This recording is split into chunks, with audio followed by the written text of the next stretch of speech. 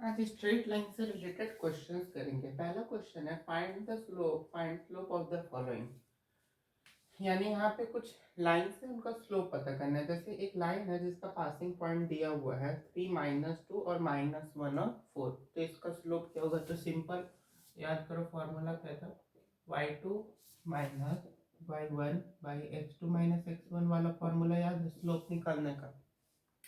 तो y2 इसमें मान लेते y2 4 -2, तो 4 minus -2 by x2 minus x1 यानी -1 -3 तो यहाँ पे 4, ये हो जाएगा ऊपर में 6 और नीचे में हो जाएगा -4। तो इसको कट करोगे तो आएगा 2 3 यानी -3/2 पहले का स्लोप हो गया। हमने बताई पहले का ये आंसर हो गया। दूसरा में बोल रहा है कि making inclination 60 degree with positive direction of x axis.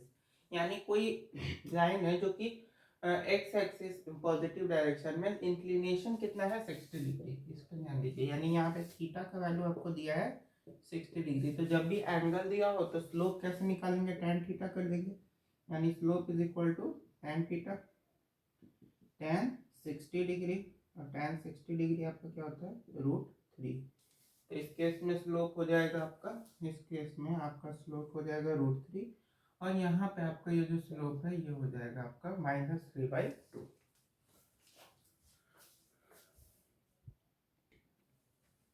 दूसरा क्वेश्चन है,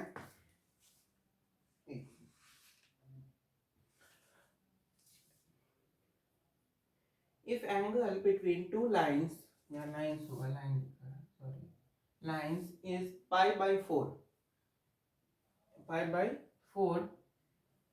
इफ m1 क्या है यहाँ पे? स्लोप।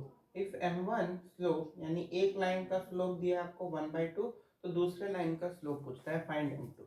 तो देखिए आपको एंगल दिया हुआ है, तो एंगल जब दिया रहे तो उस केस में ये वाला फॉर्मूला लगाएंगे, मॉड में m2 minus m1/1 plus m1 into m2। tan π/4 दिया है, यानी कि tan 45 डिग्री दिया हुआ है। π/4 मतलब 45 डिग्री, जिसका वैल्यू क्या होता है 1। मॉड में m2 आपको नहीं पता है, छोड़ देंगे।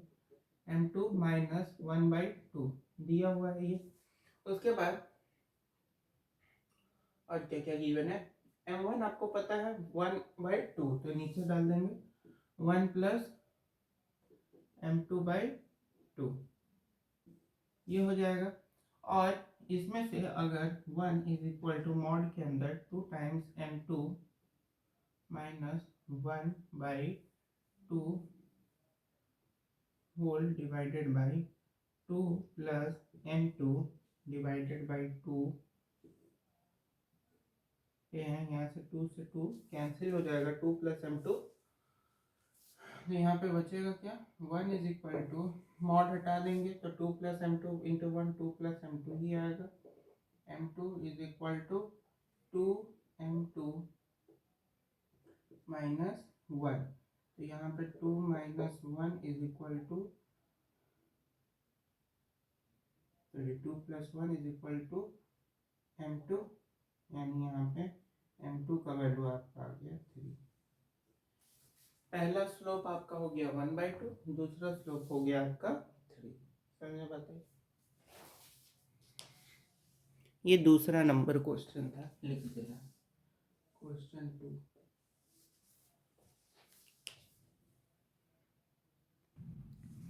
चलिए तीसरा नंबर क्वेश्चन देखते हैं। Two lines L1 is perpendicular to L2, find x। यहाँ पे दो लाइंस दिए हुए हैं L1 और L2, और दोनों एक दूसरे के परपेंडिकुलर है। लाइन 1 का पासिंग पॉइंट दिया हुआ है -2,6 और 4,8, और L2 सेकेंड लाइन का पासिंग पॉइंट दिया है 8,12 एंड x,24। तो देखिए सबसे पहले इन दोनों लाइन का स्लोप निकालेंगे। तो स्लोप निकालते हैं फॉर L1। लाइन 1 के लिए स्लोप क्या हो जाएगा? m1 इज इक्वल टू, देखिए y2 माइनस y1 यानी 8 - 6 बाई 4 माइनस माइनस 2, 4 प्लस 2 यानी 8 में से 6 के 2, 2/6 यानी 1/3। इसका स्लोप क्या आ गया 1/3 पहले का। दूसरा है आपका, दूसरे का स्लोप निकालते हैं m2 और L2। क्वेश्चन नंबर कौन सा है 3। तो फॉर लाइन L2 इसमें क्या हो जाएगा 24 minus 12, 24 minus 12 by x minus 8। तो 24 12/x-8 यही होगा। अब इसका स्लोप m2 का स्लोप निकल गया, m2 का स्लोप निकल गया, सेकेंड लाइन का और फर्स्ट लाइन का दोनों का स्लोप निकल गया। अब यहाँ पे ध्यान से देखो लिखा क्या है, टू लाइन्स आर परपेंडिकुलर। जब भी दो लाइन्स जो है परपेंडिकुलर हो तो उस केस में उनके since two lines are perpendicular, तो परपेंडिकुलर का केस क्या होता है कि दोनों स्लोप का जो प्रोडक्ट होता है वो -1 के बराबर होता है जब भी परपेंडिकुलर होता है। तो पहला स्लोप क्या है आपका 1/3, दूसरा स्लोप है 12/x-8 इज इक्वल टू -1। तो यहाँ पे हो जाएगा 12 times 3x minus 24 is equal to -1। तो 12 is equal to -3x plus 24। ठीक है, तो यहाँ से x का वैल्यू आ जाएगा, x का वैल्यू यहाँ से कितना आ गया 4। ठीक है,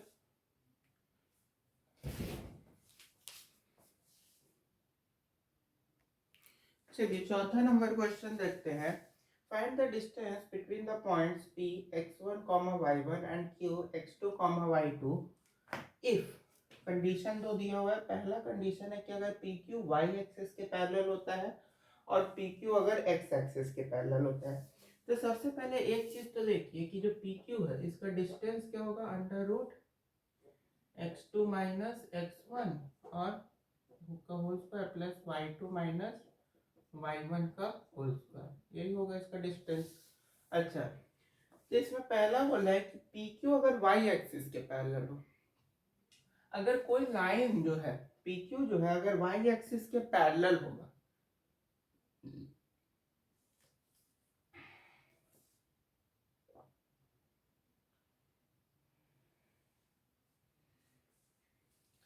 तो उस केस में पहला लिखते हैं if PQ is parallel to y axis।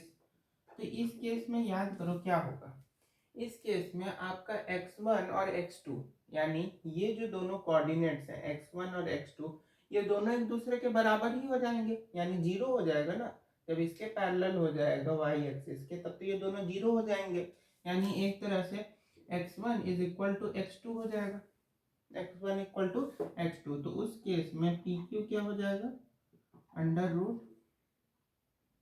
√x1 x2 तो हो जाएगा, तो यहाँ पे तो 0² प्लस y2 माइनस y1 का होल स्क्वायर, यानी कि PQ जो है यहाँ पे आपका under bracket y2 minus y1 का होल स्क्वायर, स्क्वायर से रूट कर दिया, PQ क्या आ गया मॉड में y2 माइनस y1। तो पहला आंसर ये हो जाएगा। दूसरे केस में बोल रहा है x एक्सिस के अगर पैरेलल हो, तो अगर x एक्सिस के पैरेलल होगा तो उस केस में आपका ये वाला टर्म जीरो हो जाएगा। कौन वाला, ये वाला। तो अगर x एक्सिस के पैरेलल होता है तो उस केस में y1 जो होता है वो y2 के बराबर हो जाएगा, और y1 अगर y2 के बराबर हो जाए तो यहाँ पे बचेगा x2 माइनस x1 का होल स्क्वायर प्लस 0²। इसका तो 0² मतलब रूट से कट जाएगा, तो इस केस में PQ क्या हो जाएगा मॉड में x2 माइनस x1।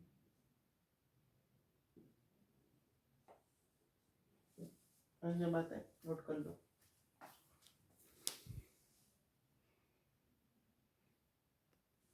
चलिए पांचवा क्वेश्चन है, find the value of x for which the points x, -1, 2, 1 and 4, 5 are collinear. देखिए जब भी पॉइंट्स जो होते हैं कोलिनियर होते हैं ना, तो उस केस में आपका स्लोप इक्वल होता है, उस केस में स्लोप इक्वल होता है। स्लोप क्या होता है, इक्वल होता है। अब देखिए कैसे, जैसे अगर दो लाइंस है, पहले यहाँ समझो कि कोलिनियर क्यों होता है। जैसे दो लाइन है, अगर ये दोनों लाइन का स्लोप सेम है, दोनों लाइन का स्लोप सेम है, जैसे एक लाइन ये है और अगर एक लाइन यही एक मानते हैं, इन दोनों लाइन का अगर सेम स्लोप है तो ये दोनों लाइन एक दूसरे पे ऐसे कोइंसाइड करेगा। अगर ये सेम स्लोप है तो दोनों लाइन एक दूसरे पे क्या करेगा, कोइंसाइड करेगा, एक ही दूसरे पे चिपक जाएगा। अब इस पे अगर कोई 3 पॉइंट्स लेते हैं ए बी सी, तो ये तीनों पॉइंट्स तो कॉलिनियर होंगे क्योंकि ये एक ही लाइन पे मतलब दोनों दो लाइन है लेकिन वो एग्जिस्ट तो दोनों लाइन पे कर रहे हैं। ये तीनों पॉइंट्स जैसे इसी 3 पॉइंट को मानते हैं ए बी सी, तो ये तीनों लाइन कर रहे हैं इस लाइन पे। और क्योंकि इन दोनों लाइन का स्लोप बराबर है और ये तीनों पॉइंट्स कोलिनियर है, तो यहाँ से अगर ये तीनों पॉइंट्स कोलिनियर है तो इन दोनों का स्लोप क्या होगा, दोनों लाइंस का बराबर। यानी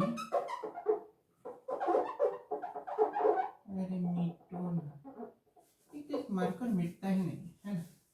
चलिए, तो अगर कोलिनियर होगा तो इस केस में आपका स्लोप बराबर यानी m1 is equal to m2, 5वां नंबर है।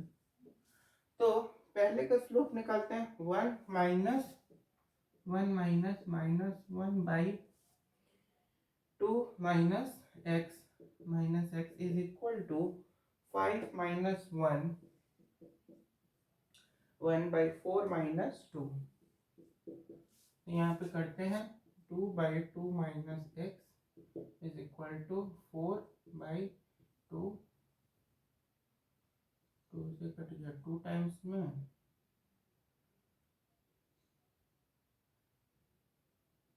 ठीक है। यहाँ पे 1 by 2 minus x is equal to 1 is equal to 2 minus x. यहाँ से x का वैल्यू कितना आ रहा है, x इक्वल टू, देखिए x का वैल्यू कितना है, x इक्वल टू 1 हो गया।